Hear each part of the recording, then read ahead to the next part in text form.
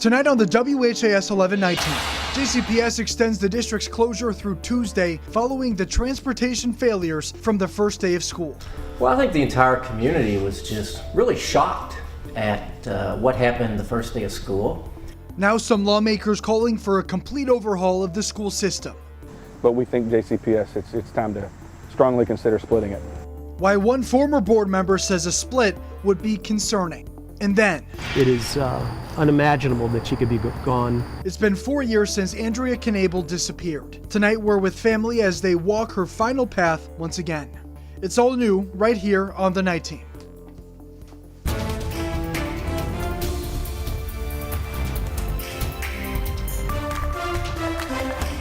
Tonight at 11, we start with the latest on JCPS's bus debacle. After a district spokesperson confirmed no school Monday or Tuesday, Jefferson County lawmakers say they want to meet with parents and students tomorrow. Thanks for joining us. I'm Connor Steffen.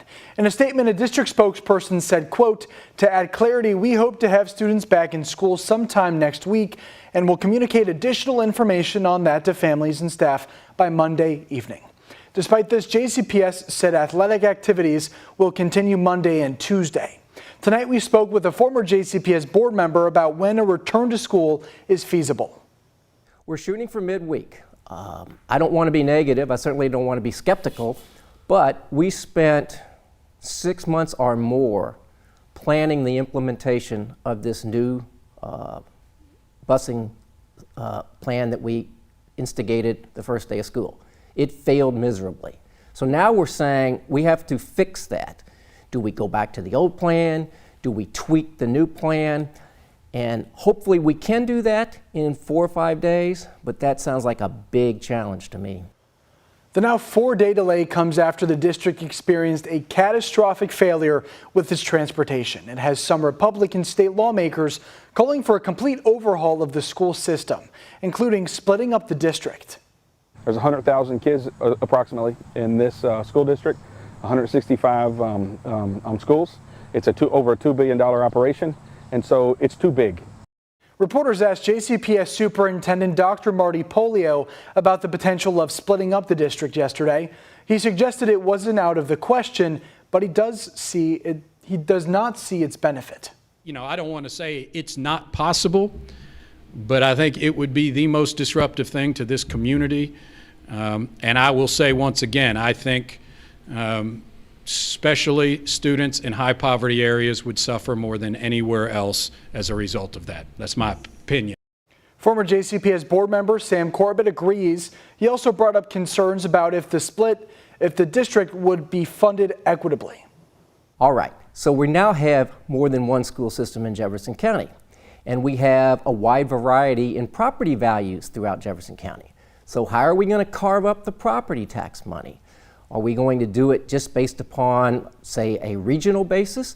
So property in eastern Jefferson County, let's say, would be one district. Well, those tend to be the higher values. So you're going to have to find an equitable way to split up the money. Another major concern is how a split district would handle magnet schools. Corbett says it's one of many complicated questions that arise when the topic of splitting up the district is brought up. Tomorrow, Jefferson County lawmakers are hosting a public forum to hear from families about JCPS. The event will take place at Brown Park Pavilion in St. Matthews starting at 2. The lawmakers hope to discuss issues adversely affecting families. Most notably, conversations about JCPS's busing plans will likely take place. With schools closed, putting parents in a predicament, several local businesses are stepping up. Organizations throughout the city are now offering discounted or even free activities for students while JCPS figures things out. Louisville Parks and Recreation will offer 2 free showings of Super Mario Brothers on Monday at Iroquois Amphitheater. The Louisville Zoo is offering a discount on admission, and Jefferson Memorial Forest will be hosting activities for families at the Nature Explore Classroom. For more information, head to our website, WHAS11.com. The ACLU is fighting back against a recent ruling allowing Kentucky's ban on gender-affirming care to go into effect. Earlier this month, a federal appeals court judge lifted the preliminary injunction that kept the ban from taking effect while the lawsuit played out in court. This means gender-affirming care is currently banned in Kentucky. Part of Kentucky Attorney General Daniel Cameron's argument for removing the injunction was it would harm kids, saying gender-affirming care is experimental and not safe. This week's brief from the ACLU includes 23 major medical organizations that attest to the fact gender-affirming care is safe and effective. 4 years after her disappearance, loved ones are still searching for missing mother Andrea Knable. She was last seen on August 13th, 2019, leaving her sister's home in Audubon Park. Right now, friends and family are there walking what they believe to be the last known steps Andrea took that night. Alexis Jones and photojournalist Elijah McKenzie are right beside them. Alexis, this walk usually takes about 12 minutes, but family members plan to be out there much longer tonight. That's right, Connor. Family members plan to walk until 2 o'clock in the morning. They say taking this path not only honors Andrea, but gives them the strength to keep going. Hanging on to hope. Saturday, family and friends spent the day putting up flyers and praying for Andrea Knable's return, something they've done over the years leading up to August 13th. When it's close to an anniversary, it is unimaginable that she could be gone, not seen, and no hint of that we know for sure in 4 years. Since 2019, loved ones have received several tips in Andrea's disappearance. But her father, Mike Knable, says the most recent one was about a week ago. We had a sighting in the First Street viaduct over 65. But like the others, Mike says, the tip led him down a dead end, taking a toll on the family and Andrea's 2 sons. I've seen little cracks to where out of nowhere something happens and they trigger them and they'll look around, eyes will be watering or crying. And though the path has been tough, he says the motivation isn't lost. They plan to continue retracing Andrea's last steps through Audubon Park and looking to the community for answers. If you can find the room in your heart to share information that could possibly help us find my daughter, I think it would be good for you and obviously my family as well. And Connor, right now I'm standing with Andrea's sister, Erin, and also her father, Mike. I know you both say this walk takes about 12 minutes. What made you decide to walk 3 hours?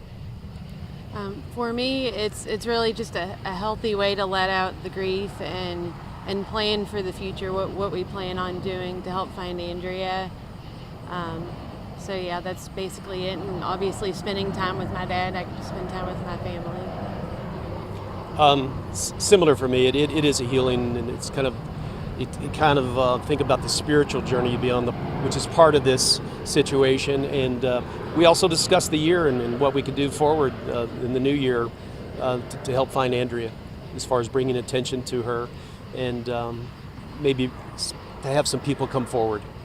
Right, and I know in the past few years you guys have done this walk with others. What made you decide to do it, just the 2 of you? Well, what we normally do, other years we've had vigils early on in the day. This year we decided to hang posters. We want to do different things every year pretty much. So just mix it up. And this is very personal. When others are out there, there's a lot of other conversation. Erin and I want to discuss this together in a very personal manner, because we have a very special relationship and a partnership to help bring Andrea home, and this is a great time for us to do it. Right, and is there anything either of you feel like the community needs to know at this time? Yeah, a way that this has really affected me personally is when you have someone so important to you just disappear like that and their life cut short so quickly. It makes you realize how much every minute can count, and it should count towards something meaningful, is how I feel. So I'm spending my time either mostly with my family and close friends, or looking for my sister and helping other people in my situation. And really, it doesn't have to be something that takes hours like what we do. It can just be simply sharing a missing poster. So something that you could do to help us out tremendously. It actually generates all the leads that we get about Andrea, is following all the pages that we have for her on social media.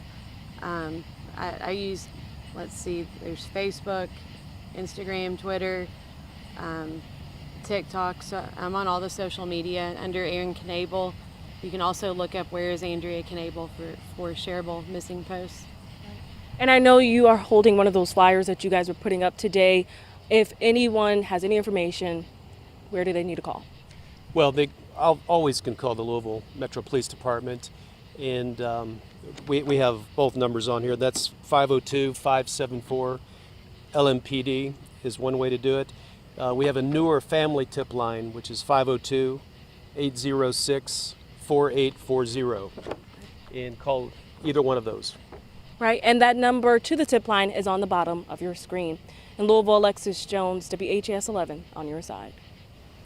All right, Alexis, thank you so much. All right, well, get ready to win some cakes and prizes. St. Joe's Picnic for the Kids is underway. It's the 174th St. Joe's Children, the 174th year. The St. Joe's Children's Home is raising money for the kids in their care. The annual picnic always draws a large crowd. Upwards of 50,000 people attend annually. People there get to have fun at the carnival and enjoy some casino games, prizes, and food stalls. I hope that we impact a lot of children. We hope that adults remember this and then they come back every year and they really want to just give. And you can see that when you talk to them. You still have plenty of time to get out there. The festivities run until midnight tonight.